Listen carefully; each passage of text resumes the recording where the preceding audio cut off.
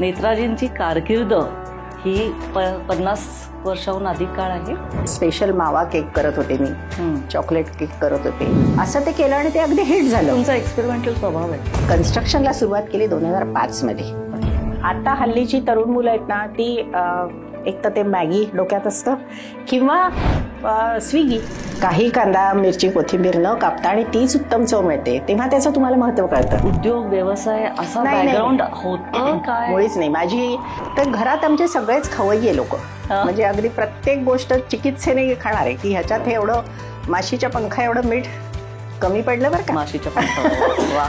आणि मग असं वाटलं की अरेशा एवढ्याशा ओव्हनमध्ये कसं करणार. तर तो म्हटला थांब मी तुला एक मोठा ओव्हन करून देतो.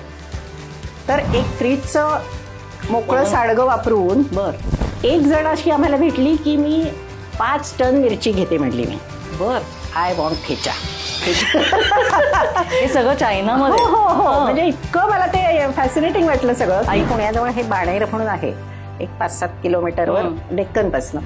तर तिथं आपण जाऊन बघू. मग आम्ही 2 जण स्कूटरवर तिथे जायला सुरुवात केली. त्या काळात तिथे फक्त बोराच्या बागा, सीताफळाच्या बागा. एक जण आम्हाला एकदा म्हणले की अहो जमीन घेतली म्हणताय, कुठे दाखवा की तुमचं 7-12. म्हटलं म्हणजे काय असतं. ते म्हणले असं केलं अल्ला जाने क्या होगा. आणखीन एक गंमत सांगायची म्हणजे मी एक खूप असा मजेशीर जॉब स्वीकारला होता डिटेक्टिव्ह एजन्सीमध्ये. काहीतरी धाडस एक असायचंच डोक्यात. अजून सुद्धा आजही या वयात सुद्धा मी नवीन काहीतरी डोक्यात आलं की मी ते केल्याशिवाय थांबत नाही. आमचा पॉडकास्ट तुम्हाला आवडला असेल तर प्रतिक्रिया नक्की द्या. आणि उत्तम पॉडकास्ट तुमच्यापर्यंत आणण्यापर्यंत आम्हाला मदत केली आहे लोकमान्य मल्टीपर्पज कोऑपरेटिव्ह सोसायटी. आपल्या वॉर्डरोब पार्टनर आहेत प्रथा बाय कविता कोपरकर. आणि आता पुण्यानंतर ठाण्यामध्ये तिचं दालन ओपन होत आहे. नेत्राताई, तुम्ही आज आमच्याकडे आलात. आमच्या गिफ्टिंग पार्टनरकडनं तुम्हाला शुभेच्छा भेट. कामाक्षी बर्वे यांचे हे बर्वा स्किन थेरपीचे प्रोडक्ट्स गाईच्या तुपापासून बनवलेले. खूप ऐकले, खूप छान आहेत. नेत्राजी वेलकम. नमस्कार. नेत्राजींची कारकीर्द ही 50 वर्षाहून अधिक काळ आहे. मूळच्या या पार्ल्याच्या आहेत आणि लग्नानंतर या पुण्यात स्थायिक झाल्या आहेत. पण खूप इंटरेस्टिंग यांचं आयुष्य आहे. आणि मला असं वाटतं त्यांचं फाउंडेशन नेत्राजी तुमचा पाककला हे तुमच्या आवडीचा विषय आहे. आणि मुळातच तुम्हाला स्वयंपाक हे वरदान कदाचित तुमच्या घरनं मिळालेलं असणार आहे. कारण अनौपचारिक गप्पा ज्या वेळेला आम्ही मारत होतो आधी, त्यावेळेला नेत्राजी असं म्हणल्या होत्या की मी वयाच्या 8व्या-9व्या वर्षीपासून लिलया पोळ्या करते आणि खाऊ गिळू घालत होते शाळेमध्ये.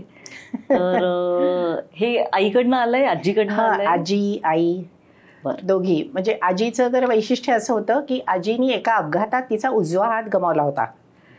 दंडापासून तिचा उजवा हात नव्हता. तर ती एका हाताने पोळ्या करायची आणि घरातल्या 25-30 माणसांना. आणि आज आपण 2 हातांनी सुद्धा कितीही कष्ट करून करणारी अशा चिरोट्यासारख्या तिच्या पोळ्या असायच्या, सुरेख 7-7 पदर असलेल्या. आणि एका हाताने ती करायची. मुंबईत होतात? नाही, आजी माझी पुण्यात होती. माझा जन्म पुण्याचा. माझा अजोळ पुण्यात आणि माझं नंतरचं शिक्षण आणि लग्नापर्यंतचं आयुष्य मुंबईत गेलं, पार्ल्यात. पार्ले विद्यालय. सो आजीकडनं. आजीकडे मी काही वर्ष पहिली आजीने ठेवून घेतली होती, कारण माझा धाकटा भाऊ लगेच माझ्या पाठीवर 1-1.5 वर्षातच झाला. त्यामुळे तिने मला ठेवून घेतलं होतं की हिला राहू दे माझ्याकडे. सो हे संस्कार तिकडनं आले. तर तिच्याजवळ राहून मग तिच्या पाठीशी सारखं असून मग तिच्याजवळ ती एवढ्या पोळ्या करताना मला जवळ बसवून ठेवायची. आणि मग त्या पोळ्या झाल्यावर परातीत जे थोडंसं पीठ असतं त्याच्यात शेवटची कर वगैरे चिमूटभर मीठ घालून त्याचं सुरेख धिरडं मला करून द्यायची. आजही ते धिरडं माझ्यासारखं कोणी करू शकत नाही, हे मी अभिमानाने सांगते. आणि ज्यांनी आजीच्या हातचं धिरडे खाल्लेले ते मुद्दाम माझ्याकडे आले की धिरड्याची फरमाईश करतात. साधं कणकीचं पण इतकं चुरचुरीत आणि सुंदर ते धिरडं होतं 5 मिनिटात. तुम्ही आता बोलताय ना तर तुमच्या डोळ्यात मला असं दिसतंय ना की आणि ते मी अगदी रोज लहानपणी त्याच्यासाठी मी तिच्याजवळ बसून राहायची आणि ते मी खाल्लेले. तर ते कुठेतरी मनात असतं, म्हणजे बघितलेलं. एकाच हाताने ती सगळं करायची आणि ते सगळं बघत बघत मी लहानाची मोठी झाली. आणि मला त्याच्यात इंटरेस्ट वाटायला लागला. मुख्य म्हणजे की छोटंसं आजी मला दे एवढंसं पीठ करायला वगैरे, असं हळूहळू ती जी सुरुवात झाली.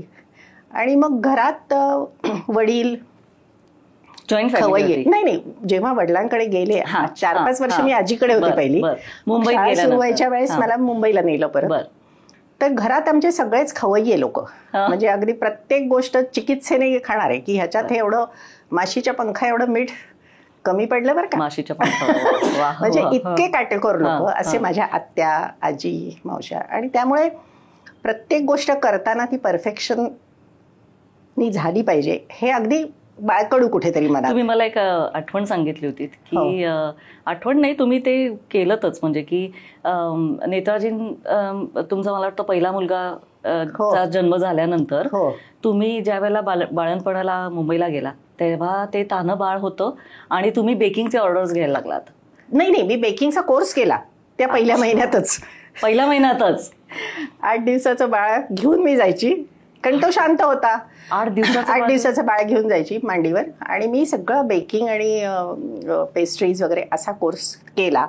आणि मग माझ्या डोक्यात सारखं होतं की परत पुण्याला गेल्यावर बाळ घेऊन, आता बाळ तर सांभाळायला पाहिजे आपल्याला, बाळाला सोडून आपण काही बाहेर पडू शकत नाही, पण सारखी एक चुळबुळ डोक्यात असायची, काहीतरी केलं पाहिजे. मग मी घरातनं केक्स करायला सुरुवात केली. पुण्यातच माझं सासर आणि इथे डेक्कनवरच आम्ही राहायचो. आणि तिथे मग घरात बाळाचं सगळं केल्यावर दुपारचं जेवण झाल्यावर दुपारभर मी हे केक्स वगैरे करायचे. घरात सपोर्ट सिस्टीम होती, सासूबाई होत्या ना, वयस्कर होत्या, पण म्हणजे फार तर फार झोपलेलं बाळ त्यांच्याजवळ ठेवता येईल असं. आणि पहिलं लहान बाळ असल्यापासून त्याला आंघोळ घालण्यापासून सगळं करायची हौस होती. म्हणजे अगदी लहान वयातलं बाळ आहे माझं सुद्धा, 22 वर्षाचे होते मी पहिला मुलगा झाला तेव्हा, पण हौस होती सगळं करायची. आणि ते घरातलं काम असं सगळं करून मी दुपारभर केक करायची. आणि तुम्ही ज्या वेळेला हे करत असाल त्यावेळेला पुण्यात तर बेकरीज विशेष अशा नव्हत्याच. आपल्या इथे 4-5 दुकानातनं मी पहिल्यांदा ऑर्डर्स घ्यायला सुरुवात केली. तिथे ठेवले की आज मी 2 डझन जिथे पुरवीन तिथे उद्या मला 6 डझनाची ऑर्डर मिळायची. असं ते वाढायला लागलं. आणि घरातला छोटासा पूर्वी एक तो ओव्हन असायचा ना, राऊंड ओव्हन, त्या राऊंड ओव्हन मध्ये खटाटोप आणि हातानेच मिक्सर काही नव्हतेच. म्हणजे हे 77 सालचं सांगते मी तुम्हाला, 78 सालचं. इंटरप्ट अशा करता करते कारण मला हे पचनीच पडत नाहीये की 8 दिवसाचं बाळ घेऊन तुम्ही एकतर कोर्स केला आणि ऑर्डर सुरू केल्या, बाळ तुम्ही इथं आणल्यानंतर तुम्ही ते कंटिन्यू केलं. ही अशक्य जिद्द आहे. आणि दर गुरुवारी माझ्या नवऱ्याला सुट्टी असायची, तेव्हा ते बजाज मध्ये काम करायचं. मग गुरुवारी आम्ही जाऊन स्कूटरवरनं सगळं सामान घेऊन यायचो. कधी आठवड्याभराचं लागणारे मैद्याचं पोतं खूप होती. खूपच कौतुक आणि सपोर्ट होतं की काय करशील त्याला आमचा सपोर्ट आहे, असं होतच. घरात काही फारसं नव्हतंच, म्हणजे मिक्सर्स नव्हते, कोणी नोकर चाकर नव्हते, आता सारखी मदत नव्हतीच. म्हणजे तेव्हा तर काही घरात सगळं घरातलं तर सगळंच करावं लागायचं. पण मला ती हौस होती, लहान वय होतं एकतर हौस, आणि तुम्हाला ते जमत पण तुमच्या अंगभूतच ती कला आहे. आणि ते करायचं. आणि यश पहिल्यापासून, म्हणजे पदार्थ उत्तम असल्यामुळे जिथे जाईन जिथे ते टेस्ट घेतली की लगेच ते लोक मला उद्याची ऑर्डर द्यायची. आणि तेव्हा स्पेशल मावा केक करत होते मी, चॉकलेट केक करत होते. आणि तेव्हा बर्थडे आणि त्याच्यासोबत छोट्या छोट्या ऑर्डर्स मिळायला लागल्या. कारण आता खूप प्रत्येकाच्या बर्थडेला जो केक होतो तेव्हा तो प्रकार नव्हता, अगदीच नव्हता. पण माझ्या मुलाच्या पहिल्या वाढदिवसाला मी एक खूप सुंदर केक केला आणि मग त्याचे फोटो बिटो काढून, तेव्हा फोटो पण नव्हते फारसे, पण मग मित्रमंडळींच्या ऑर्डर्स वगैरे असं सुरू झालं. आणि ते मी चालू ठेवलं. म्हणजे तेव्हा फक्त केक्सचाच हे होता, म्हणजे विषय डोक्यात. पण मग हे तुमचं जे तुम्ही केलं ते तुमचं असं म्हणू आपण की घरगुती तुम्ही हा व्यवसाय केला. याच्या नंतरचा जो लीप आहे तो फार विचित्र आहे नेत्राताईंच्या आयुष्यातला. तर त्यावेळेला तुम्ही वेस्पा स्कूटर घेऊन जागा शोधायला गेला होता. नाही, गंमत काय झाली की हा केकचा व्यवसाय वाढायला लागला बरोबर. आणि असं वाटलं की अरेशा एवढ्याशा त्या ओव्हनमध्ये किती आपण केक करणार, किती पुरवणार, कारण अगदी लिमिटेशन्स होती त्याला. त्यातनं तो अगदीच बेताच्या क्वालिटीचा होता, त्यामुळे ते खूप तापला की त्याची कॉईल जळायची. मग ती हळूच ओढायची कशी, ती परत रिपेअर कशी करायची, हे सगळं नवऱ्याने मला शिकवलं होतं. ते सुद्धा मी घरच्या घरी करायची. की मग पुढची ऑर्डर झाली की संध्याकाळी 5 वाजता परत दुकानातनं गेले पाहिजेत केक वगैरे असं. आणि मग असं वाटलं की अरेशा एवढ्याशा ओव्हनमध्ये कसं करणार. तर तो म्हटला थांब, मी तुला एक मोठा ओव्हन करून देतो. तर एक फ्रीजचं मोकळं साडगं वापरून त्याच्यात कॉइल्स बसवून असं त्यांनी एक मला जुन्या फ्रीजच्या ह्याच्यात ओव्हन करून दिला की मला बरेच ट्रे त्याच्यात ठेवता येतील. तो इंजिनियर होता, अतिशय इनोव्हेटिव्ह होता, त्याला खूप आवड होती सगळ्याची. आणि ब्रिलियंट होता. त्यामुळे त्यांनी ते वापरून, कारण पैसे कमीच होते ना आणि एवढा मोठा ओव्हन वगैरे हे प्रकार मिळतच नव्हतंच तेव्हा. त्यामुळे जुन्या फ्रीजचं एक सांडगं वापरून त्याला दार आणि हे सगळं, त्याला इन्सुलेशन असतं बरोबर, तर त्याला त्यांनी कॉइल्स बसवल्या खाली आणि वर, आणि मग तिथे मी केक करायला सुरुवात केली. पण ते सुद्धा कमी पडायला लागलं आणि मग असं वाटलं की आता आपण छान मिक्सर्स आणि हे असं जरा काहीतरी घेऊन आपण वाढवूया, म्हणजे मग आपल्याला शाळांना केक्स किंवा ब्रेड पुरवता येईल. तुमच्या घरी माहेरी उद्योग व्यवसाय असा बॅकग्राऊंड होतं काय? मुळीच नाही. माझे वडील कॉलेजचे प्रिन्सिपल पार्ल्याला, इंग्लिशचे प्रोफेसर, आणि माझी आई म्हणजे तिचं SSC ला असताना लग्न झालं. माझे वडील प्रोफेसर आणि आईचं लग्न 16व्या वर्षी झालेलं. 3 मुलं होईपर्यंत तिने म्हणजे गृहिणी म्हणूनच काम केलं. पण वडिलांनी तिला 3 मुलं झाल्यावर तिला क्लासला घालून, कॉलेजला घालून तिचं ग्रॅज्युएशन पूर्ण करायला लावलं. आणि त्याच्यानंतर तिने जेव्हा गरज होती तर तेव्हा तिने महाराष्ट्र स्टेट कोऑपरेटिव्ह बँकमध्ये नोकरी धरली आणि नंतर पुढची 25-30 वर्ष तिने नोकरी केली. व्यवस्थित पूर्ण 60 होईपर्यंत तिने नोकरी पूर्ण केली. 35ला सुरू केलेली. नाही, सो चिकाटी ही सगळी तिकडे. आणि तेव्हा वडिलांचा म्हणजे वडिलांचा हा मोठा होता की एनकरेज करायचं, बाहेर पडा बायकांनी, कामं करा किंवा असं.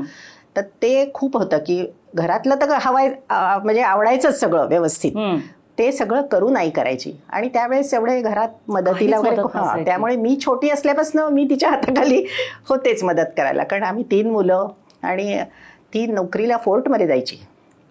म्हणजे त्या काळात ते खूपच त्यांचे कष्ट पाहिलेले आहेत आणि ते करत असतात आणि हौशीने करायची. परत येताना संध्याकाळी तिने मला शिकून ठेवलेलं असायचं की संध्याकाळी कसा कुकर लावून ठेवायचा, सकाळचं काय बघायचं. मग ती येताना भाजी घेऊन यायची, मग एखादी भाकरी भाजी असं ती करायची. पण म्हणजे ते संस्कार होते की घरातच, बाहेर जेवायला जाणं वगैरे हा प्रकार नव्हताच. म्हणजे कधीतरी डोसा खायला कोणी नेलं तरच वर्ष 6 महिन्यांनी, असं रोजची एवढी हॉटेल बघत आला तुमच्यात ते झिरपत गेलं. आणि घरातच करणं, ताजं सगळ्यांना बसवून गरम गरम वाढणं, ह्याच्यातच मजा वाटायची. म्हणजे ती मी एन्जॉय केली खूप. म्हणजे खरं तर आमच्या घरात सगळ्यांनीच त्याचं कौतुकही केलं. म्हणजे माझे काका, मामा, सगळेच जण त्याला सगळ्यांना. आणि आमच्या फॅमिलीत म्हणजे अगदी अभिमानाने सांगेन, सगळ्या माझ्या बहिणी वगैरे अशाच आहेत. म्हणजे तुम्ही ऊर्जेचे हे आहात म्हणजे फाउंटनचं, म्हणजे खूप असं सगळ्यांना ते, कारण ते घरातली बेसिक ती रिक्वायरमेंट होती, आलंच पाहिजे हे असं. त्याला महत्व खूप होतं. म्हणजे तुम्ही बाकी सगळं करा पण मग तुम्ही हे जेव्हा पुण्यामध्ये हे स्टार्ट केलं त्याच्यानंतर तुम्ही म्हणलात की तुम्ही जागा, मग काय असं वाटलं की आपण आता मोठी बेकरी करावी कुठेतरी. पण बेकरी करायला म्हणजे जागा पाहिजे. मग पुण्याच्या जवळपास एवढे आमच्याकडे पैसे नव्हते, कारण नोकऱ्या होत्या ना, अगदी कमी पगार, 800 रुपये पगार त्यावेळेस, त्या वयाला त्यांना.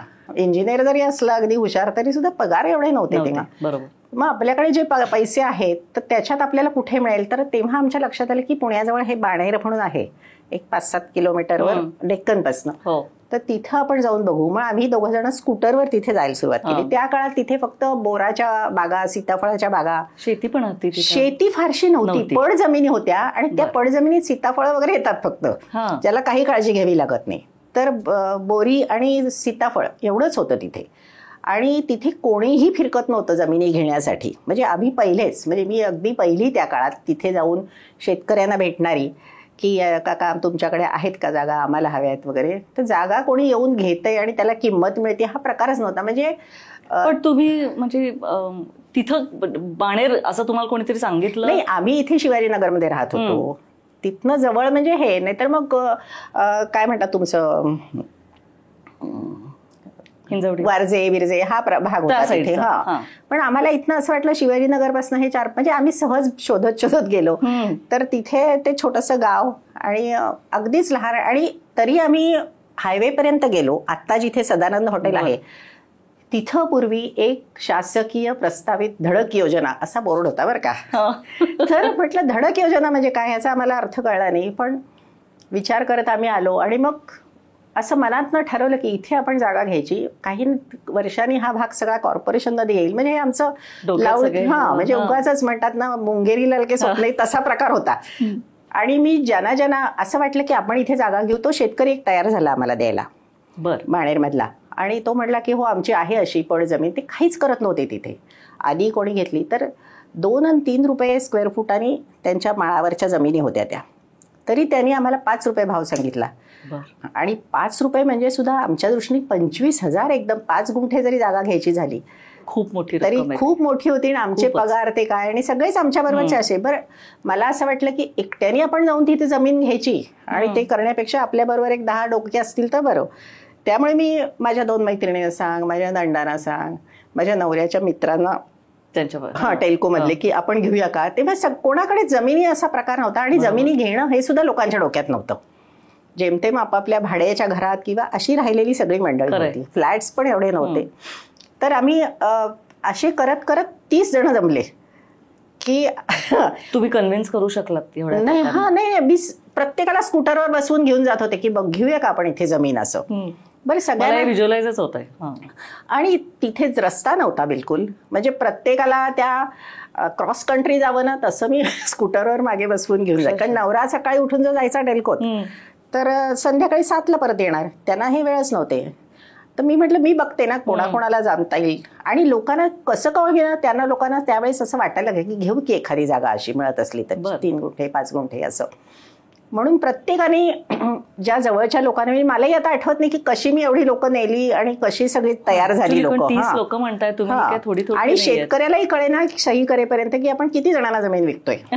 बरं आम्हाला जमीन खरेदी करणं म्हणजे पैसे देणं आणि जमीन आपल्या नावाने घेणं ह्याच्यात काही मध्ये कागदपत्र असतात, काही वकिलाचा सल्ला घ्यावा लागतो, काही मोजमाप असतो. हे कुठे डोक्यातच नाही ना कारण कधी केलंच नाही.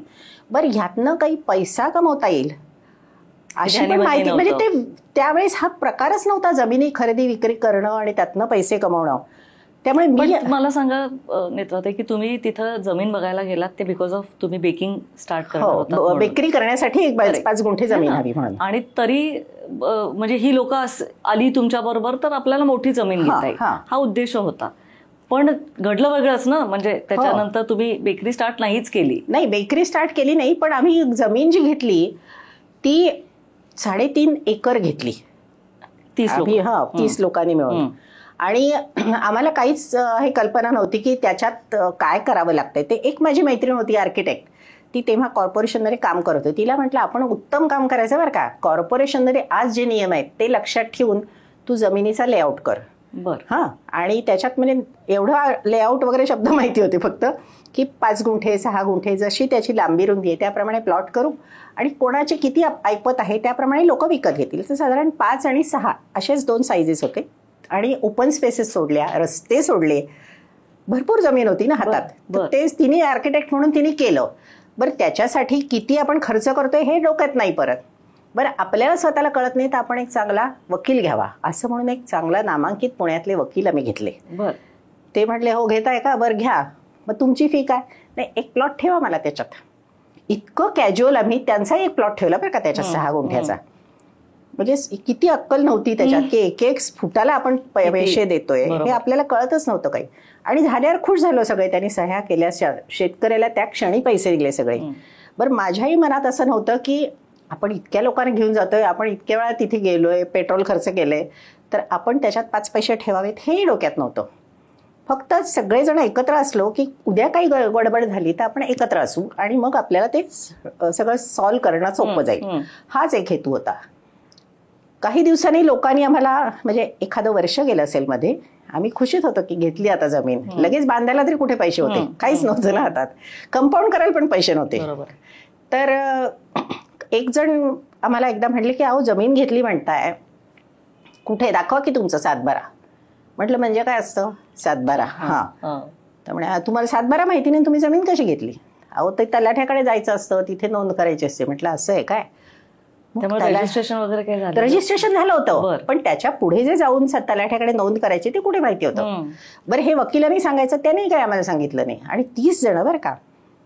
मग आम्ही गेलो शोधत की तलाठी कुठे असतो काय असतो. मग ते पाषाणला तलाठी बसलेला त्याच्याकडे गेलो. त्याला म्हटलं अरे आमचं 7-12 द्या की आम्ही झाले वर्षभर झाले आमची जमीन घेऊन. म्हणे कुठली जमीन काय नंबर वगैरे सांगितलं. खरेदी खत दाखवलं. बरं तेव्हा खरेदी खतं पण ते सरकार याच्यात जमा व्हायची. आपल्याकडे एक झेरॉक्स कॉपी असायची ती सरकारकडेच असायची खरेदी खतं. त्यांनी सांगितलं की अहो तुमचं केव्हाच रद्द झाले खरेदी खत. अरे बाप. म्हटलं रद्द म्हणजे तुम्हाला नियम नाही माहिती, तुम्ही शेतकरी नाही कोणी, आणि शेतीची जमीन कशी काय घेतली तुम्ही? म्हटलं अरे बापरे, आता काय करायचं? एवढ्या लोकांनी, मोठी रक्कम होती आमच्या दृष्टीने ती, आणि आपल्यामुळे आपण 25-30 जणांना खड्ड्यात घातले हे डोक्यात होतं. आणि प्रत्येकाला म्हणजे काही कारण नसताना मी उगाचच मॉनिटर झालेले होते तिथे की चला चला दाखवते वगैरे. मग मात्र मला वाटलं की मॉरली माझी रिस्पॉन्सिबिलिटी आहे. कारण नवरा म्हणायचा की मी अगं सकाळी जाणार संध्याकाळी येणार, कधी त्या तलाठ्याच्या मागे जाणार, कधी ते सगळं, आणि रद्द म्हणजे रद्दच ना खरेदी खत. मग मी रोज जायला सुरुवात केली. ती फाईल घेतली, माझ्या हातात जे कागदपत्र होते ते घेतले आणि रोज मामलेदार कचेरीत लहान मुलाला घरी झोपवून जायला सुरुवात केली सासूच्या जवळ ठेवून. आणि प्रत्येक डिपार्टमेंटमध्ये विचारलं की आता ह्याच्या पुढे मी काय करू? हे आमचं झालंय, मी पैसे दिलेत, आम्ही खरेदी खत केली आहे, त्याच्यासाठी आधी नोटीस वगैरे ती दिलेली होती सगळी वकिलांनी सांगितल्याप्रमाणे. तर असं 3 महिने नोकरी केल्यासारखं अक्षरशः चाळणी मारली मी त्या सगळ्या डिपार्टमेंटला. आणि तेव्हा मला त्याचा अभ्यास व्हायला लागला. मला कळायला लागलं की हे सातबारा कसा वाचायचा, आपल्या काय चुका झाल्या आहेत, आपण काय काय करायला पाहिजे होतं ते केलेलं नाहीये. आणि मला वाचता यायला लागलं ते. म्हणजे हे सगळं माझं प्रॅक्टिकल, मला कोणी शिकवलं नाही, ऑन जॉब ट्रेनिंग. तिथे मला एक व्यक्ती रोज बघायची की ही बाई रोज येते, ह्याच्याशी बोल, त्याच्याशी बोल, त्याच्याशी बोल. त्यांनी एकदा हिंमत करून मला म्हटलं की ताई जरा बोलू का तुमच्याशी? म्हटलं हो बोला की. या आपण बसूया म्हटलं. तुम्ही रोज इथे येता, मला सांगता का तुमचं काय काम आहे, मी काय तुम्हाला मदत करू का? म्हटलं हो अहो असं असं झालंय म्हणून मी बिंदास त्यांना सांगितलं, दाखवलं सगळं. मी करू का हे तुमचं काम? म्हटलं हो करा. तर म्हणले मी वकील आहे. तर म्हटलं बरं. तर म्हणले मी मामलेदारांशी बोलतो, मीटिंग घेतो आणि तुम्हाला सांगतो ह्याच्यात काय करता येईल. म्हटलं हो करायला तर पाहिजेच, कारण 30 जण आहेत आणि आमची नावं लागली पाहिजेत सगळ्यांची. मग त्यावेळेस तिथे वाघबारे म्हणून एक मामलेदार होते, त्यांच्याकडे घेऊन गेले. ते म्हणले असं केले अल्ला जाने क्या होगा. तर म्हटलं नाही नाही असं नका करू, मला सांगा जे काय त्रुटी आहेत त्या मी करते पूर्ण. ते म्हणले अहो तुम्ही यांना पैसे दिलेत का मालकांना? म्हटलं हो दिले की. मग ते येऊन तुम्हाला जबाब देतील का? म्हटलं देतील म्हणजे काय. लगेच ते जाऊन त्या मालकाला घेऊन आले स्कूटरवर असून. तो फार चांगला माणूस होता आणि आत्ता ते 1-2 वर्षापूर्वी गेले, 98 वर्षाचे होऊन. पण त्यांनी माझ्यावर एवढं प्रेम केलं ना, त्यांना कधी आयुष्यात माहिती नाही एवढी रक्कम आमच्या त्यात 3.5 एकरांनी दिली. म्हणजे 5 रुपये जरी भाव होता आणि तरी त्यांना त्यांच्या दृष्टीने ते खूप होतं. आणि त्यांना मी म्हटलं की दादा तुम्ही, दादा म्हणायचे त्यांना सगळे, की तुम्ही काळजी करू नका, मी तुमचं बँकेत अकाउंट उघडून देते. त्या काळात बँकेत अकाउंट उघडणं वगैरे पण सोपं होतं अगदी. त्यांना जाऊन पाषाणच्या बँकेत अकाउंट उघडले त्यांच्या नावाने आणि सगळे पैसे. आणि ह्या शेतजमीनचे व्यवहार ना सगळे रोखमध्ये व्हायचे. म्हणजे 5 रुपयाची जमीन असेल तर 2 रुपये कागदावर स्टॅम्प पेपर, कारण स्टॅम्प ड्युटीच नसायची शेतकऱ्यांना.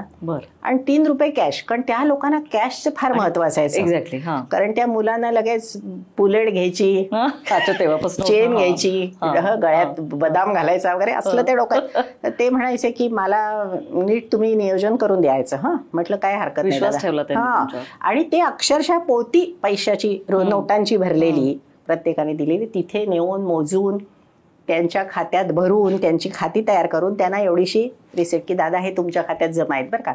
त्या माणसाने ते इतकं लक्षात ठेवलं की मला मुलीला द्यायचं आणि मला जे मुलींना द्यावंसं वाटतंय चोळी बांगडी, तर ते सगळंच मुलांच्या हातात गेलंय आणि मुलांनी खर्च करून टाकलंय. असं न करता मला त्याचं व्यवस्थित. तर त्यामुळे पुढच्या वेळेस परत त्यांनी 2 महिन्यांनी नातीचं लग्न काढलं तर मला परत आले म्हातारवू आमच्याकडे की अजून थोडीशी जमीन आम्हाला विकायची आहे. बरं. मामलेदार कचेरीत त्यांनी त्या वाघमारे सरांची भेट घेतली आणि त्यांनी मला सांगितल्याप्रमाणे मी त्या शेतकऱ्यांना घेऊन आले. त्यांनी जबाब दिला की माझे काही तक्रार नाही, ह्या लोकांनी माझं उत्तम व्यवहार पूर्ण केलेला आहे, मला सही केल्या क्षणी. कारण पूर्वी लोक गुंतवून ठेवायचे, ते आम्हाला माहितीच नव्हतं असं काही असतं. त्यामुळे आम्ही सही आणि लगेच त्या तिथे हा सूर्यन हा जयद्रथ केल्यामुळे ते पण खुश होते आणि आम्ही पण खुश होतो की आता काही राहिलं नाही आपलं, आपण त्यांना जे ठरलेलं आहे ते दिलंय. तर त्यांनी आमची त्या काळात ही जमीन पड आहे त्यामुळे घेणारे शेतकरी असणं आवश्यक नाही. पड म्हणजे तिथे शेतीच करत नव्हते कोणी, त्याला पड जमीन म्हणजे गायरान किंवा पड म्हणतात की तिथे जर चुकून काही उगवलं निसर्गाच्या कृपेने तर ते गायरान म्हणून वापरलं जातं. पण शेतकरी तिथे ऍक्च्युअल शेती करत नव्हता. आणि ह्या सगळ्या चिंचवड देवस्थानला च्या जमिनी होत्या त्या शेतकऱ्यांना कुळ म्हणून दिलेल्या होत्या. हे नंतर मला वाचल्यावर कळलं. पण म्हणजे त्यांनी सगळं ऐकलं की ह्यांना शेतकऱ्याची तक्रार नाहीये, आपल्याकडे काय आहे, शेतकऱ्यांना इतकं प्रोटेक्शन आहे की त्यांची कोणी फसवणूक करू नये म्हणून आपल्यासारख्या लोकांनी, शहरी लोकांनी जर त्यांना पैसे दिले, काही गुंतवलं किंवा खोटंच स्वतःच्या नावावर खरेदी खत करून घेतलं तर त्यांना परत आपलं नाव लावण्यापूर्वी शेतकऱ्यांकडे परत ते जातात तलाठी, आणि त्यांनी सांगायचं असतं की हो माझा व्यवहार पूर्ण झालाय, मला हवी ती रक्कम मिळालेली आहे. आता या नवीन आता ह्या नवीन लोकांचं, खरेदीदारांचं नाव लावायला माझी हरकत नाही.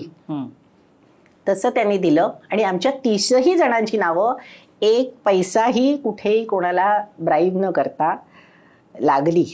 आज आपल्या खरेदीचं आपण लावायला गेलो नाव ना, तरी आपण तसं लावू शकत नाही, इतकं त्रासदायक झालेलं आहे. म्हणजे या सगळ्या ह्याच्यात तुमचे म्हणजे मला ते म्हणजे अक्षरशः प्रामाणिकपणाचा तो त्यांनी पण प्रामाणिकपणा दाखवला. बरोबर. जिथे तलाठी आणि ह्या लोकांनी की सरळ सगळ्यांची नावं लागली. त्यामुळे माझ्या त्या खटपटीमुळे 30 जण शेतकरी म्हणून नोंद झाली त्यांची. वास्तविक ती शेतीची जमीन नव्हती, पण मला 86 मध्ये ही शेतीची जमीन नसल्यामुळे घेणारे शेतकरी असणं आवश्यकता नाही असा आज एनए करताना उपयोगी पडेल असा कायदा मला त्यावेळेस कोर्टाचा निकाल मिळाला. बर. पूर्ण कोर्ट केस केली. हो म्हणजे मामलेदारच्या समोरच्या कोर्टात. अच्छा. पण ती मामलेदारचं अधिकारातली असते. अशी गंमत ती झाली आणि मला त्याच्यात शिकता आलं खूप. आणि मग परत तुमची ती फाईल तयार झाली. फाईल तयार झाली. मला कळलं की काय काय करायचं. आता नवीन जो कोणी यायला खरेदी घ्यायला आला तर मी लगेच विचारायला लागले की तुमच्याकडे सातबारा आहे का, तुमची जमीन आहे का वगैरे. असं थोडंसं काळजी घ्यायची जी असते ती मला कळायला लागली. आणि वकिलांनी ज्या म्हणजे चुका म्हणण्यापेक्षा त्यांनी लाईटली घेतलं ते की एवढं त्यांनाही वाटलं नसेल की इतकं गोंधळ होऊ शकतो. तर ते म्हणजे वकिलांचं सुद्धा नाव आमच्यामुळेच लागलं. अशी गंमत झाली.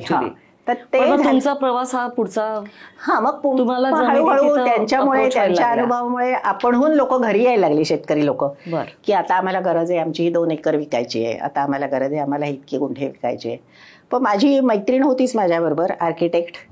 तर मी ते लक्षात ठेवलं होतं की आज आत्ता जरी ग्रामपंचायतीत असला तरी आपण चांगलं प्लॅनिंग करू, चांगली लोक आपल्याकडनं घेतायत जमीन, तर उद्या जेव्हा बांधकामाची वेळ येईल तेव्हा सगळे रस्ते, ओपन स्पेसेस हे असं डोक्यात ठेवून असं चांगला विचार करून तसं प्लॅन करून विकले. पण मला ना कधी जाहिरातच नाही करायला लागली. पण हे तुम्ही किती वर्ष केलं? हे मी साधारण 86 मध्ये पहिला व्यवहार केला मी आणि साधारण 97 पर्यंत मी हे केलं. पण म्हणजे तुम्ही त्या काळातल्या कदाचित पहिली मी स्त्री होते पुण्यात लँड डिलिंग्स मध्ये असतील. आणि खरोखरी मी एकटी करत, कारण माझ्या नवऱ्याचा तेव्हा नोकरी चालू होती रेग्युलर. आणि मला वाटतं तुमची नजर बसत गेली असेल की आता हा भाग पुण्यातला किंवा नाही, मी जास्त करून ना मी फक्त बाणेर, बालेवाडी ह्या भागातच केलं. कारण मला घरातल्या जबाबदाऱ्या खूप होत्या. बरोबर. माझी 2 मुलं लहान होती, सासू सासरे होते घरात, आणि घराला पहिली प्रायोरिटी हे कायम होतं माझं. म्हणजे हे जरी मी केलं तरी मी मुलांच्या शाळेच्या वेळात ह्या सगळ्या उद्योग करून यायचे आणि परत मुलं यायच्या वेळेस मी घरात असायची. सकाळी त्यांचे डबे, नवऱ्याचा डबा, हे सगळं करायचं. आणि तोपर्यंत बेकिंगचं मग नाही, बेकिंगचं बाजूलाच पडलं. म्हणजे ते फक्त घरापुरतं राहिलं, कारण जमिनीच्यातच इतके अडकले की तो तुमचा व्यवसाय जमिनीचंच वाढलं पुढे. 15 वर्ष तुम्ही या व्यवसायामध्ये होता. आणि त्याचा ऍडव्हान्टेज असा झाला की माझ्या मिस्टरांची चांगली नोकरी असल्यामुळे मला काही रोजच्या रोज पैशाची तशी गरज नव्हती. पण मला काम चांगलं करायचं होतं, विचार करून पावलं टाकू शकत होता. आणि मी काय केलं की लगेच पैसे नको आहेत, त्यामुळे मी प्रत्येक जी डेव्हलपमेंट केली, लोकांना विकलं. आता 10 जणांच्या प्लॉटचं मी जर स्कीम केली तर 10 जणातले मी 8च प्लॉट विकत होते. आणि समजा त्यातला जो मला फायदा होण्याची शक्यता असेल तेवढ्या किमतीची प्रॉपर्टी मी स्वतः ठेवत गेले. म्हणजे ते मला माहीत नसताना नकळत झालं माझ्या हातनं की आता गरज नाही ना पैशाची. पुढे मुलं मोठी झाली, समजा मुलगा इंजिनियर झाला तर त्याला बांधताना पहिली 5 वर्ष आपल्याकडनं त्याला जमीन मिळाली पाहिजे. किती छान असा माझा विचार होता. म्हणजे मला तेव्हा घाई नव्हती पैशाची कसलीच. त्यामुळे मी असं करत गेल्यामुळे माझ्या प्रत्येक स्कीम मध्ये माझी इन्व्हॉल्वमेंट शेवटपर्यंत राहिली. मी असं नाही केलं की मी तुमचं जोडून दिलं, खरेदी खत झाले की लगेच माझा मी फायदा करून मी बाहेर पडले आणि मग तुमचं तुम्ही बघा. तसं नाही केलं. मी प्रत्येक ठिकाणी वॉचमन ठेवला, प्रत्येक ठिकाणी स्वतःची इन्व्हॉल्वमेंट ठेवली आणि त्यामुळे माझी स्वतःची प्रॉपर्टी तिथे असल्यामुळे त्या सगळ्या प्रॉपर्टीज मी प्रोटेक्ट केल्या. बरं. म्हणजे हे फार रेअर असतं. पण तुम्ही कन्स्ट्रक्शनमध्ये नाही घेतलं? नाही. मग नंतर आम्ही कन्स्ट्रक्शनमध्ये म्हणजे साधारण किती का 2005 मध्ये आम्ही सुरुवात केली की माझ्या मिस्टरांना असं वाटलं की आता आमच्या बरोबरीचे जे सिनियर लोक होते ते म्हटले आता मुलं गेली बाहेर निघून, आता आपण घेतला होता प्लॉट, त्याचं काय करायचं, टाकूया विकून.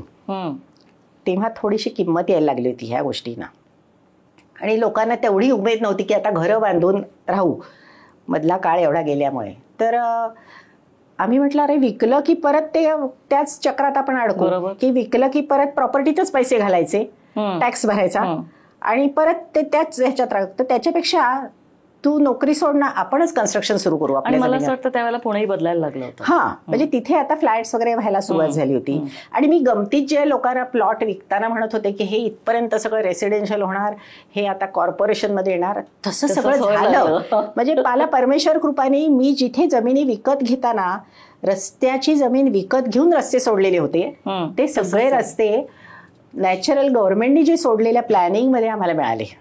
आणि रेसिडेन्शियल झाल्या प्रॉपर्टीज, त्यामुळे एकदमच त्याची किंमत आणि त्याचं महत्व वाढलं. खरंच रेसिडेन्शियल झाल्या त्या गोष्टी आणि चांगल्या लोकेशन्स. जेव्हा आम्हाला फारसं विजनच नव्हतं म्हणजे की हे इथे चांगलं होईल डेव्हलपमेंट वगैरे असं काहीच माहिती नसताना ते झालं.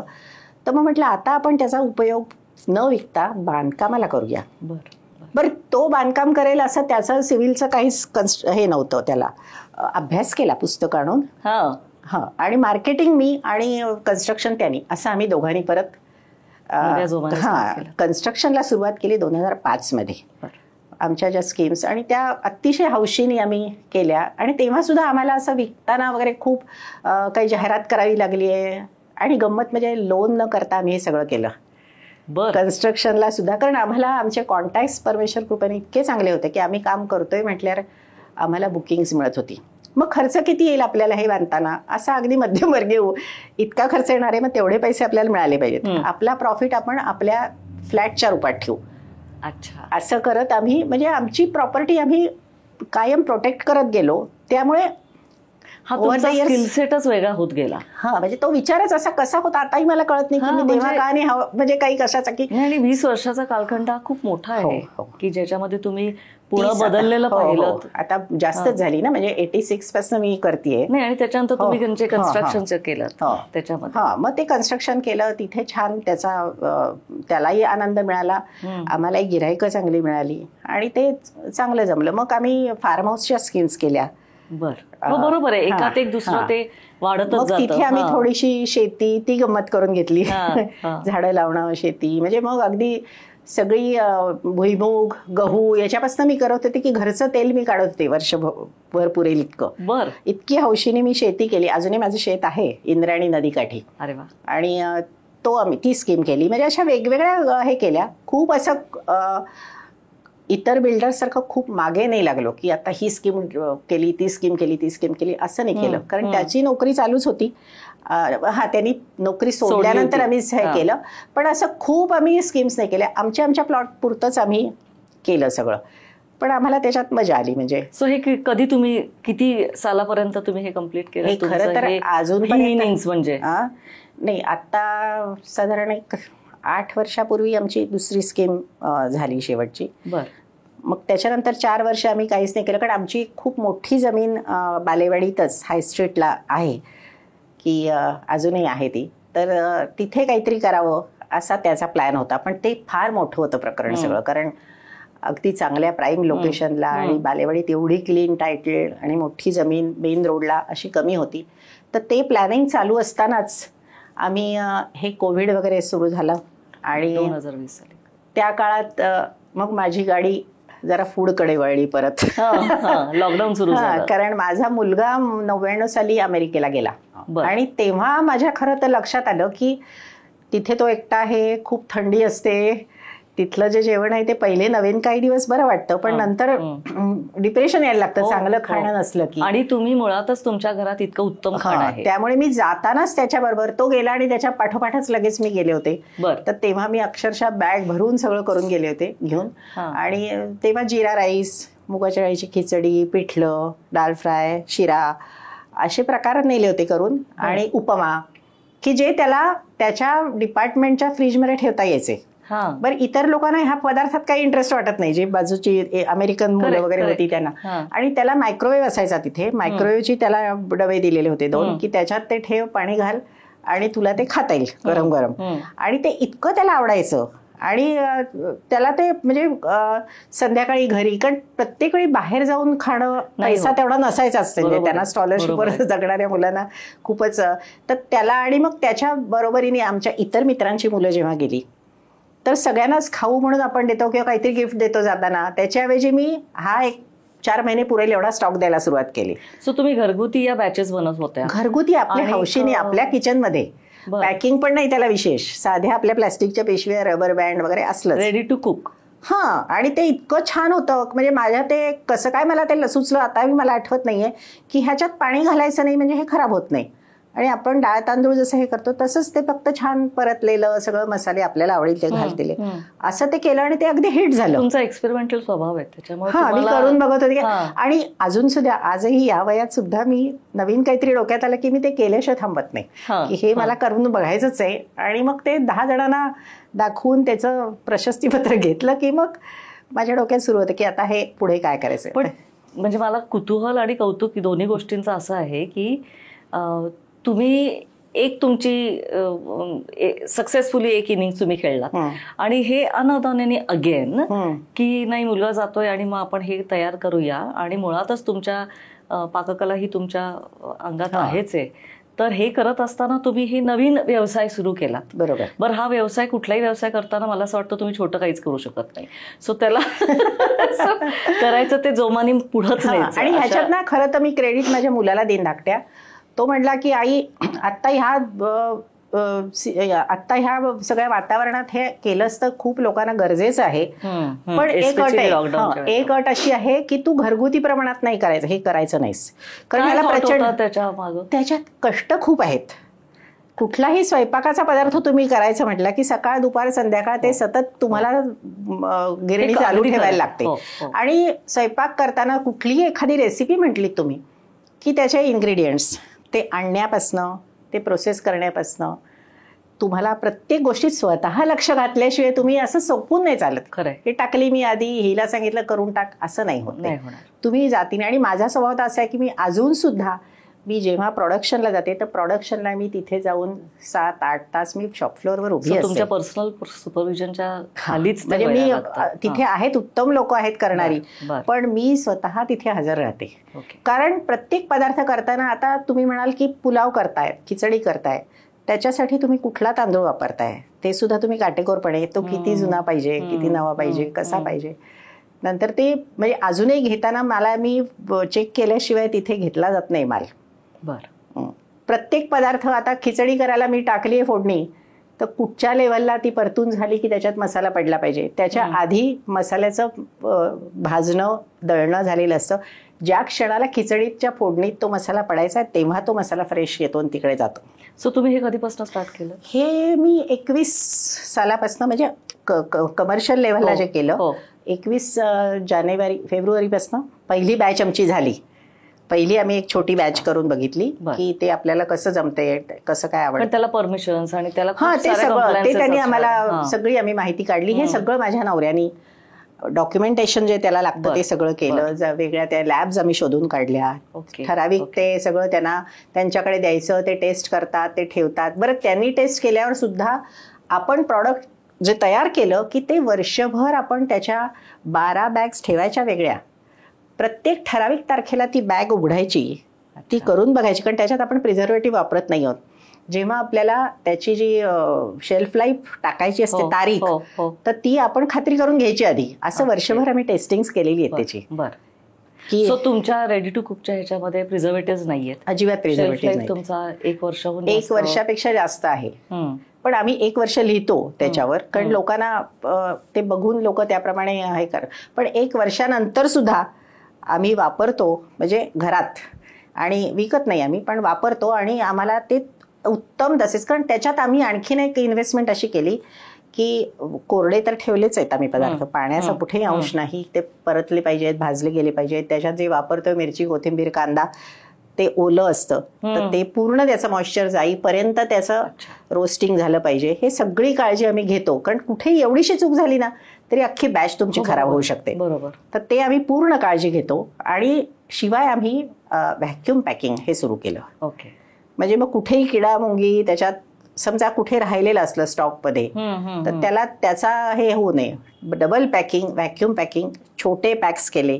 असं आम्ही त्याच्यासाठी खूप अभ्यास करून हे ठरवलं की ही पॅकिंग्स पण छोटी. नाही तर काय होतं, 2 माणसांचं घर असतं, उघडलं की एवढं वापरायचं नको म्हणून उरलेलं मग ते वाया जातं. बरोबर. कित्येक वेळा आपण असं बघतो आम्ही छोटे पॅक केले की 2 माणसांसाठी एवढं एकच उघडा तुम्ही. ओके. सो लॉकडाऊन मध्ये तुम्ही हे सगळे ट्रायल्स एरर करत होता, तुम्ही मुलाला तुमचे पदार्थ दिलेत आणि त्याच्यानंतर तुम्ही याला व्यावसायिक रूप द्यायचं ठरवलं आणि नेत्राज रेडी टू कुक असे ट्रेडिशनल तुम्ही इंडियन फूडचे पॅकेट सुरू केले.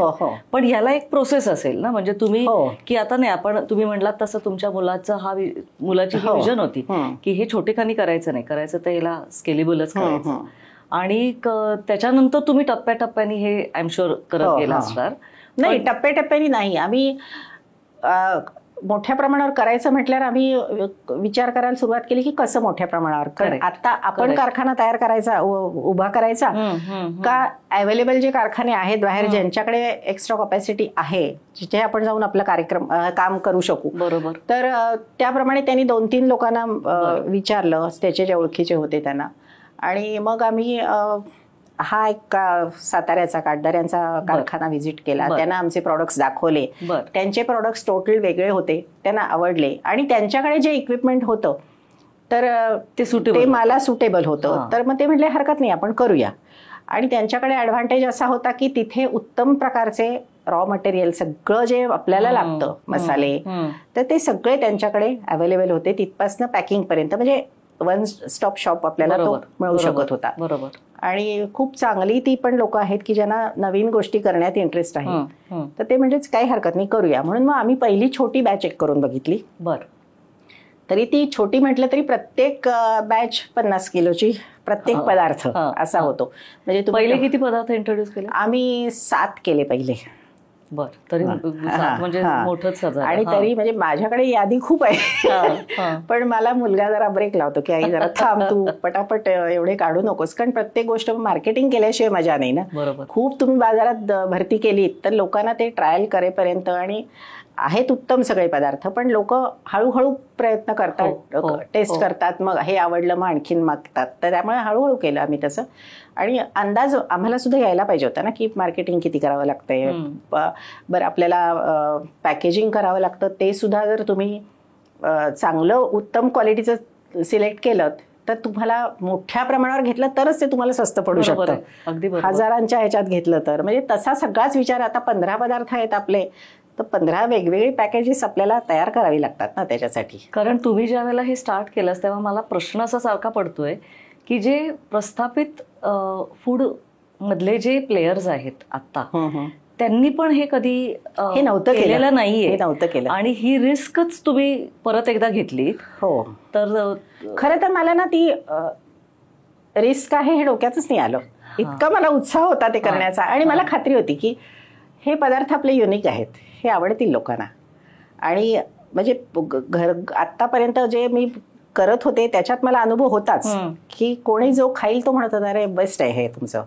आणि इतरांच्या पेक्षा वेगळं आहे, कारण लोकांना पहिल्यांदा ना पुलाव म्हटल्यावर लक्षात यायचं नाही की अरे ह्याच्यात तांदूळ पण असतील, पुलावचा मसाला आहे का असं विचारायचे लोक. किंवा पावभाजीचा सुद्धा मसाला वाटतो लोकांना, पण तसं नाहीये. डाळीचा काही मसाला आहे का, पण ही तयार आहे सगळी गोष्ट. सांबार तयार आहे, शिरा तयार आहे, त्याच्यात काही शिऱ्याचा मसाला नाहीये. हा तुम्ही नुसतं दूध घाला, पाणी घाला, जे सांगाल त्या तेवढे 5 मिनिटं हे करा. ही जी माझी पद्धत होती सगळी, तर ती लोकांना अट्रॅक्टिव्ह वाटायला लागली सांगितल्यावर, करून दाखवल्यावर.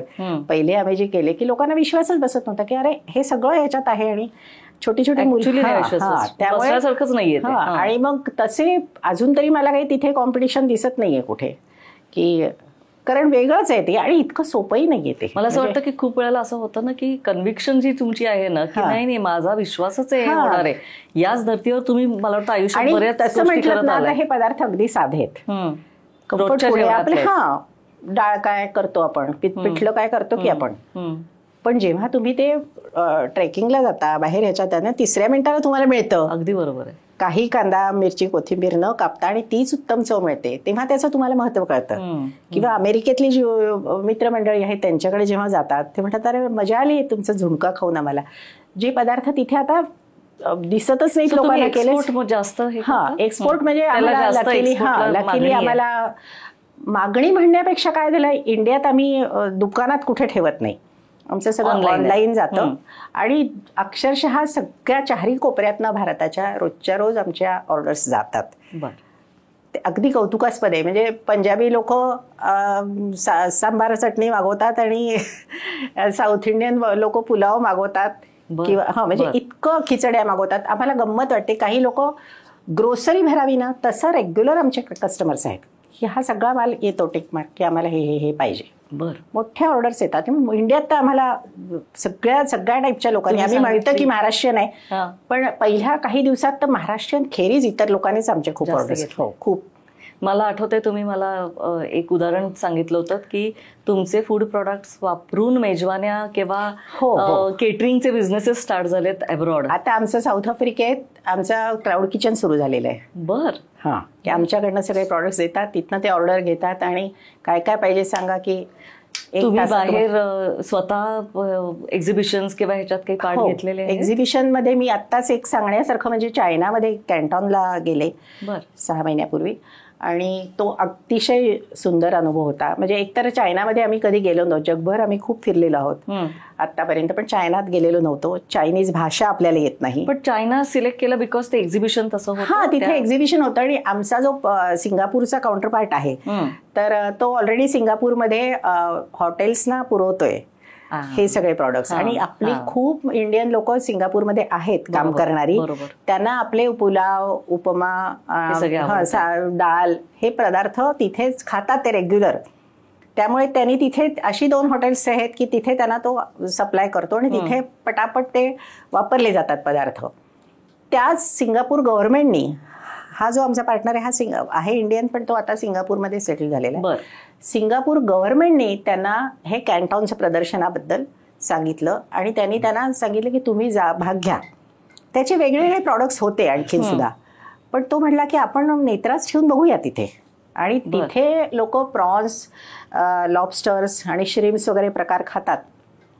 त्याच्यासाठी तुम्ही काहीतरी स्पेशल एक डेव्हलप करा प्रॉडक्ट. तर म्हटलं बरं करते. आणि मग त्याच्यासाठी मी स्पेशल बटर पेपर गार्लिक प्रॉन्ससाठी एक मसाला डेव्हलप केला की जो टाकला आणि 2 मिनिटात परतलं की मस्त प्रॉन्स तुम्हाला तयार होतील, टेस्टी एकदम. आणि इथे ना चायनामध्ये गेल्यावर असं लक्षात आलं की तिथल्या लोकांना इंडियन करीजबद्दल प्रचंड अट्रॅक्शन आहे. आणि त्याचबरोबर त्यांना असं वाटतं की अरे बापरे ह्यांना खूप पदार्थ लागतात, कारण त्यांचं कुकिंग अतिशय 2-4 सॉसेस वापरले पटकन फ्राय केलं की तयार होतं. म्हणजे फ्राय करतात आणि त्याच्यावर ते हे घालतात किंवा त्यांचे जे कच्चे सगळे कांदा लसूण किंवा कांद्याची पात बीत घालतात आणि त्याच्यात त्यांचे ठराविक लाल मिरचीचे फ्लेक्स वगैरे एवढंच वापरलं जातं आणि त्यांचे 2-3 सॉसेस. पण इंडियन करी त्याला ते इंडू कली म्हणतात, इंडू कली. आणि त्याचा त्यांना फार असा अवडंबर वाटतं की हे किती कांदे लसूण मिरच्या करी लिव्ज आणि काय काय असतं यांच्याकडे. तर तिथे माझी मालवणी करी जी मी प्रॉन्ससाठी केली आहे स्पेशल, माझा तांबडा रस्सा आणि मालवणी करी ह्या 2 स्पेशल आहेत करीज की ज्या वापरल्या की 1-2 मिनिटात तुम्हाला ऑथेंटिक करी म्हणजे अट्टल खाणारी मालवणी लोक सुद्धा माझ्याकडनं घेऊन जातात आणि त्यांच्या मुलांना तिथे पाठवतात की यार तिथे मिळालंय आम्हाला, की पोरं खुश होतात. इतकं मी त्याचा मेहनत करून तो मसाला तयार केलेला आहे. ओके. तर त्याच्या करीज आणि थोडंसं कोकोनट क्रीम त्याच्यात वापरून असे त्यांना मालवणी फिश आपला पुलाव बरं. तिथे आता रेग्युलरली हा स्रोत सुरू झाला. हो. आणि तिथे आम्ही 3 दिवस प्रदर्शनासाठी रोज 3-3 हजार लोकांना आम्ही लाईव्ह काउंटरवर सॅम्पलिंग केलं, डेमॉन्स्ट्रेशन देत होतो. सॅम्पलिंग 6 आम्ही जे ठेवलेले होते आणि एवढी गर्दी होती. आमच्याच एकमेव आमचा इंडियन काउंटर होता आणि आमच्या काउंटरवर 3-3 हजार लोक लाईनीत उभे राहून लाईनीत येऊन खायचे आणि परत लाईनीत जाऊन उभे राहायचे.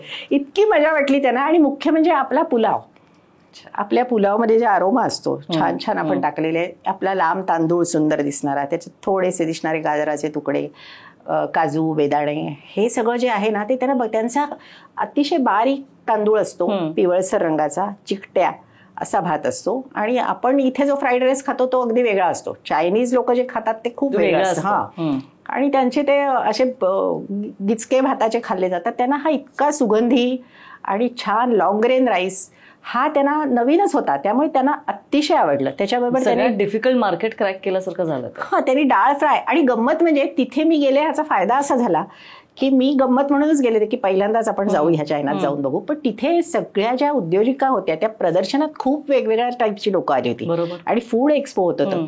तर तिथे सगळ्या बायका होत्या, बिझनेस हेड म्हणून ज्या आलेल्या होत्या त्या बायका होत्या. तर अशा आम्हाला बायका मिळाल्या की एका बाईचं चायना आणि बँकॉकमध्ये 400 स्टोअर्स आहेत आणि तिथे ती म्हणली मला नेत्राज पुलाव इथे पाहिजे. आणि त्यांच्याकडे त्यांच्या देशाचं काहीतरी बंधन असं आहे की तिथे जर तुम्ही प्रोडक्शन केलं तर त्यांना खूप कन्सेशन्स वगैरे मिळतात. तर ती म्हणली चायनामध्ये उघडूया आपण नेत्राज पुलाव. बर, हा, तू तिकडनं तांदूळ बिंदूळ घेऊन ये पण करायचं इथे. आता बघू ते चालू आहेत काम. आणखीन एक बाई जी आम्हाला तिथे आता आमची पार्टनर आहे ती अशी भेटली की ती अख्ख्या चायनाला तुमचं प्रॉन्स, लॉबस्टर्स आणि क्रॅब्स पुरवते. बर. तर तिला असं वाटलं की तिला जो मी तो मसाला दिला तो आवडला की तिचं जो 1 किलोचा प्रॉन्सचा पॅकेट असेल त्याच्याबरोबर तो मसाला जस्ट स्टर फ्राय इट अँड हॅव, आणि त्याच्याबरोबर तिला पुलाव पण पाहिजे. मग ती म्हणली हे फॅन्टास्टिक तुमचं इंदू कली आणि हे सगळं मिळेल. तर तिला तिची रिक्वायरमेंट होती. म्हणजे एक जण अशी आम्हाला भेटली की मी इंडियन ठेचा पाहिजे मला, 5 टन मिरची घेते म्हटली मी. बर, आय वॉन्ट ठेचा. हे सगळं चायनामध्ये. हो, म्हणजे इतकं मला ते फॅसिनेटिंग वाटलं सगळं ऐकताना. पण हे खूप आणि मस्त अशा बायका त्या सगळ्या. पण मी गेल्याचा त्यांना खूप म्हणजे माझा तिथे त्यांनी इंटरव्ह्यू वगैरे पण घेतला बरं का. मला काही कळलं नाही पण आम्ही दुभाषी ठेवलेली होती. पण ती सांगत होती मी काय बोलते ते. आणि त्यांनी आमचं टीव्हीवर वगैरे पण आम्हाला कव्हर केलं त्यांनी. आणि तुम्ही सांगत होतात की नेव्हीसाठी तुम्ही पण. हा, नेव्हीसाठी तो एक वेगळाच अनुभव आहे. दुबईहून जाणाऱ्या शिप्ससाठी आम्ही हे पुरवलं पहिल्यांदा ट्रायल बेसिसवर. आणि आपले इंडियन पोरं खूप खलाशी म्हणून तिथे असतात सगळीकडे बोटींवर.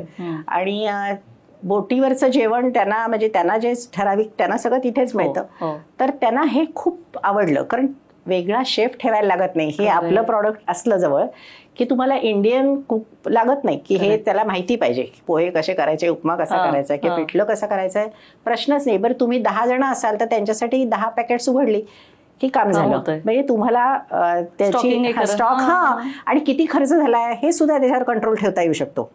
किती वापरले लोकांनी. म्हणजे एक्सपोर्ट तर तुमचा म्हणजे तो खूपच. आणि त्याला म्हणजे मी आता 2 वेळा लागोपाठ क्रूजवर जाऊन आले अमेरिकेला.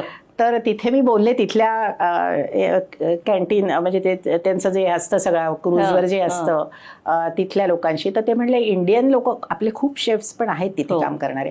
तर ते म्हणले की अतिशय आवडतो इंडियन पदार्थ सगळ्यांनाच. म्हणजे असतातच आपले खूपच व्हरायटी असते त्यांच्या त्या ठराविक याच्यापेक्षा. तर सगळीकडे गर्दी आपल्या दाल चावलला असते. अच्छा. हा, म्हणजे आम्ही स्वतः तर तेच खाल्लं.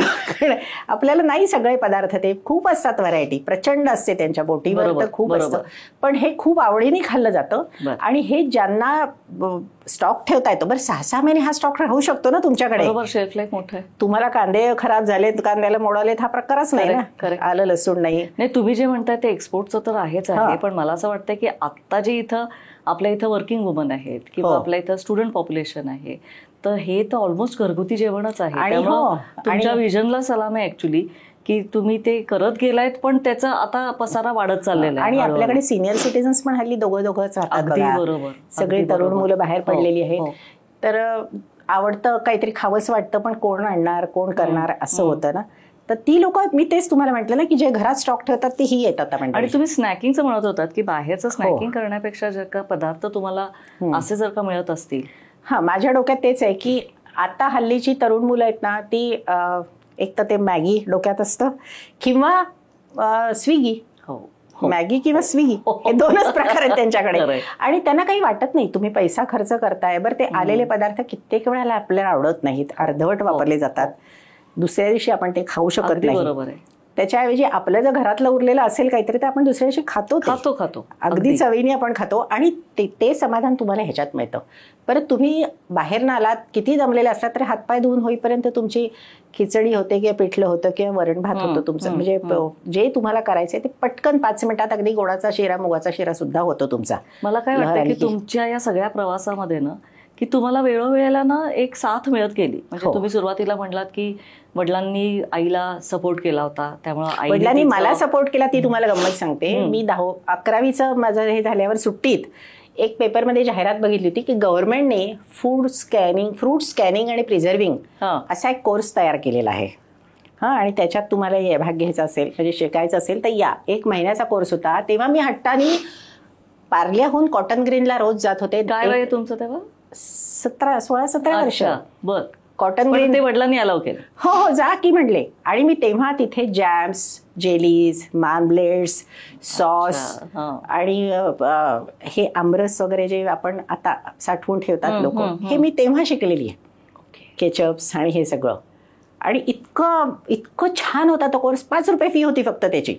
पण मी दिवसभर तिथे जाऊन ते करायची. आणि नंतर मी आज तागायत आयुष्यभर मी कधीही केचप बाहेर आणलेले नाही, जॅम्स आणलेले. माझ्या घरात सगळ्या फळांचे जॅम्स तुम्हाला मिळतील. सगळी फळं प्रिझर्व केलेली असतील. त्या फळांचा उपयोग करून मी आईस्क्रीम्स आणि म्हणजे अगदी तुम्ही म्हणता ना काय आपण ताडगोळेचं सुद्धा मी प्रिझर्व करून आईस्क्रीम करते. एक्सपेरिमेंटल स्वभाव. म्हणजे इतकी हौस आहे मला. आणि तेव्हा माझ्या वडिलांनी मला जा की कुठच्याही गोष्टीला मला त्यांनी इतका पॉझिटिव्ह असल्यावर कौतुक. आणि तेवढंच नाही की चल तुला मी टोमॅटो आणून देतो, कर आता तुला सॉस करायचंय ना, मग ते सॉस करतो, बाटल्या देतो, मग ते सगळ्यांना वाटायच्या. म्हणजे तो काही धंदा वगैरे हे नव्हतंच डोक्यात, पण तुला हौस आहे करतीयस ना, हा प्रचंड हे होता. आणि त्यामुळे जे मनात आलं ते करायचं असं जे कायम मिळत गेले ना, जसं आईला मिळालं तसं मला त्यांच्याकडनं खूप सपोर्ट. आणि तो शेवटपर्यंत ते होते तोपर्यंत मला त्यांनी दिला प्रत्येक बाबतीत. ती लँड असो काही असो, म्हणजे खूपच तो एक सपोर्ट मिळालाच. आणि तसाच तुमचा मिस्टरांकडनं मिळाला खूप. तुम्ही मला मुंबईची एक आठवण आठवते, मला सांगितली होती की तुम्ही मुंबईला राहत असताना तुम्हाला वडिलांनी प्रोत्साहन दिलं होतं. ते तर बाकीच्या गोष्टींसाठी होतंच, पण मला वाटतं की त्यावेळेला तुम्ही ड्रायव्हिंग शिकलात की जिथनं इंडिपेंडन्स खरा सुरू होतो. अगदी 16 वर्षी मिळत होतं तेव्हा लायसन्स. तेव्हा पहिली आमची गाडी नवीन आली होती तर पहिलं लायसन्स मिळवलं मॅट्रिक झाल्या लगेच.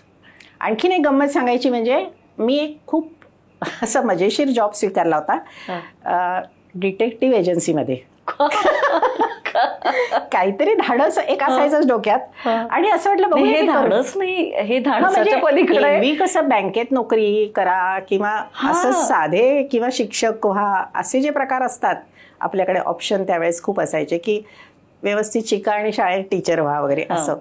तर हा मला खूपच असं चॅलेंजिंग वाटला की अरे वा मस्त आहे की हे. पण त्याला तुम्हाला होकार दिला वडिलांनी? हो छान. कारण ते जे होते बॉस ते माझ्या वडिलांचे चांगल्या परिचयाचे होते. प्रोफेसर होते ते. अमेरिकेत प्रोफेसर म्हणून होऊन परत काम करून इथे आलेले होते. आणि त्यांनी सुरू केलं होतं की ही अशी आपण एक एजन्सी चालू करू आणि तिथे मला अशी चटपटीत मुलं पाहिजेत. म्हणजे तर मी गेले. आणि जरी ते वडिलांचे मित्र असतील तरी रेग्युलर त्यांनी मला गप्पा मारून, म्हणजे इंटरव्ह्यू म्हणण्यापेक्षा गप्पा मारून असं हे केलं की तुला काय काय करता येतं, तू कुठे कुठे जाऊ शकशील. आणि त्यांना असा चेहरा पाहिजे होता की ज्याच्यावर काही शिक्का नाहीये. ही मराठी म्हणूनही काही चालू शकते, दुसऱ्या कुठच्याही याची चालू शकते आणि कम्फर्टेबली कुठल्याही समाजात वावरेल अशी त्यांना व्यक्ती पाहिजे होती. आणि गाडी बिडी चालवता येते म्हटल्यावर ते म्हणले हरकत नाही. आणि अगदी यंग होते त्यामुळे घेतलं मी ते. मी पार्ल्याला होते, ते बांद्र्याला होतं ऑफिस आमचं. पण त्यांनी मला त्यावेळेस टोयोटा गाडी दिली होती वापरायला. की मुंबईभर तुला फिरायचंय, तुला ही कामं लागतील मी सांगेन ती करायला. आणि काय अनुभव ती मला मजा आली ना त्याची. मस्त लाल टोयोटा गाडी. आणि जेव्हा माझा दीपक मला भेटायला आला, पहिल्यांदा आम्ही भेटायचं ठरवलं स्थळ म्हणून. म्हणजे तसा तो नात्यातनं ओळखीतनच असा आला होता की आज तू ये आणि आमच्याबरोबर जेव, असं मला ते निमंत्रण मिळालं आमच्या एका कॉमन फॅमिली फ्रेंडकडनं. तर तेव्हा मी त्याला भेटायला जे गेले ते मी ऑफिसमध्ये डायरेक्ट, कारण मला ऑफिसमध्ये फोन आला होता. तेव्हा काय मोबाईल वगैरे नव्हते की ऑफिसमध्ये तू जेवायच्या वेळेस जरा परवानगी काढ आणि इकडे ये जेवायला. तर पहिल्यांदा त्याला मी जे भेटायला आले तर त्याला ते दृश्य होतं की अरे वा, ही डिटेक्टिव्ह मध्ये काम करणारी मुलगी आणि गाडी घेऊन आली अशी त्यावेळेस डिटेक्टिव्ह. आणि मग तेव्हा मी आले आणि त्यांनी तर तेव्हाच ठरवून टाकलं की हो आपल्याला हिच्याशीच लग्न करायचंय म्हणून. मी काय एवढी हे नव्हते कारण माझ्या डोक्यात खूप काय काय विचित्र कल्पना होत्या की मी येऊ करीन तेव्हा करीन असं. नाटकात खूप काम करत होते त्यावेळेस, त्यामुळे भरभरून आयुष्य. नाटकात कामं करायची तर ते एक डोक्यात होतं कारण आमचा सगळा ग्रुप टेलिव्हिजन सेंटरवर गेलेला होता कामाला नंतर, तर तेही करेन असं काहीतरी डोक्यात होतं. म्हणजे जे मिळेल ना ते करून बघायचं अशी खरं तर त्या वयात तुमची ती रिस्क टेकिंग ॲबिलिटी ती म्हणजे तेव्हा. आणि घरातनं सपोर्ट असायचा आई वडिलांना कधीच की हे करू नकोस असं कधीच नाही म्हटलं. अरे कर ना, करून बघ काय परमेश्वराच्या कृपेने जमत गेलं. आणि असा कसलाच मी हट्ट धरला नाही की मला हेच करायचंय. पण मग ते झाल्यावर मग मी MA ला नाव घातलं. मग तो मी जॉब हे केला कारण खूप मला त्यांनी पुण्याला पाठवलं होतं कामासाठी, केससाठी. तेव्हा मला त्यांनी ताज ब्लू डायमंड होतं तेव्हा, ब्लू डायमंड मध्ये बुकिंग केलं होतं. मी एकटी झाले होते आणि आणि मग अमुक अमुक लोकांना भेटायचं, इंटरव्ह्यूज घेतल्यासारखं हे करायचं, माहिती काढायची, असे त्या काळापासूनच्या गमती केल्या. पण खूप आवडलं मला ते करायला. पण मग लग्न ठरलं लवकर, लग्नही लवकरच ठरलं तर तेही मला आवडलं की हरकत नाही पुण्यात येऊ. मग पुण्यात माझे मिस्टर तेव्हा टेल्कोत काम करत होते तर त्यांना टेल्को कलासागरचं खूप मोठं काम असतं. तर मला नाटकात कामं करायची. तो म्हणायचा कर की तुला आवडतं तिथे. तर मग टेल्को कलासागरमध्ये खूप चांगली कामं केली मी. म्हणजे संगीत नाटकं करायचे तेव्हा. मी गायची नाही पण मी प्रोज नाटकं केली. मालवी कागने मित्रम केलं, नंतर मत्स्यगंधा केलं. असं म्हणजे तिथे मला ही सगळ्या लिंक्स ना तुमच्या मार्केटिंग स्किल्स मध्ये म्हणजे तेव्हा मला ती गंमत पण करायला मिळाली की नाटकं. आणि माझ्या फॅमिलीमध्ये सुद्धा आमच्या नंदा वगैरे कामं करणार होत्या नाटकात. म्हणजे तसाही प्रोत्साहन होतं माझ्या सासू सासऱ्यांचं सुद्धा की हे करू नकोस असं नाही कधी कोणी काही म्हटलं. त्यामुळे ती पण हौस झाली माझी. पण मग नंतर नाटकं वगैरे कमी झाली हे बाकीच्या ह्याच्यात. आणि आता हे झाल्यावर मग मी ते विद्यावाणीवर जरा तिकडे मी ते माझी हौस भागवून घेते की चांगलं मला वाचायला मिळतं आणि तिथे ती गंमत मिळते मला. म्हणजे रिहर्सलला वेळ न देता असं रोजचा मला एक 3-4 तास काढू शकते. 50 वर्षाचं अव्यात तुमची कारकीर्द सुरू आहे आणि वेगवेगळ्या विषयात तुम्ही जाताच आहात. पण करिअर म्हणून सोडलेलं नाही. म्हणजे ज्या वयामध्ये लोक असं म्हणतात ना की तू खूप काम केलेलं आहे, आता जरा आयुष्य जगायचंय, तर तुम्ही ते काम करता करता नाही आयुष्य जगताच आहात. माझं म्हणणं एवढंच आहे की जे तुम्हाला आवडते, जे तुम्हाला उत्तम जमते ते तुम्ही कॉन्फिडंटली, प्रामाणिकपणे आणि सातत्याने चिकाटीने करत राहा. तुम्ही तर करताच आहात पण तुमच्या मुलांना सुद्धा तितकंच प्रोत्साहन द्या जे मला माझ्या लहानपणी आई वडिलांनी प्रोत्साहन दिलंय. मला वाटतं ते टॉनिक मला आजपर्यंत मिळतंय. किती छान. मला कधीच असं वाटत नाही की अरे हे मला जमणार नाही की आता माझं वय झालंय. नाहीच मला कधी वाटत. जे जमते, जोपर्यंत आपण उभे आहोत, जिवंत आहोत, तोपर्यंत जे करायचंय आणि आपल्याकडे जे आहे ते सांगा ना सगळ्यांना. एखादी गोष्ट नसेल आपल्याला कळत तर विचारा, लोकांशी बोला. प्रत्येक वेळी काही म्हणजे शून्यात ना येतात की कितीतरी माणसं वरती येतात. अगदी. आणि आपल्या फॅमिलीला धरून जर तुम्ही राहिलात मोठ्यांपासून लहानांपर्यंत, त्याच्यासारखं भांडवल नाही कुठलं पुढे जायला माझ्या मते. परफेक्ट.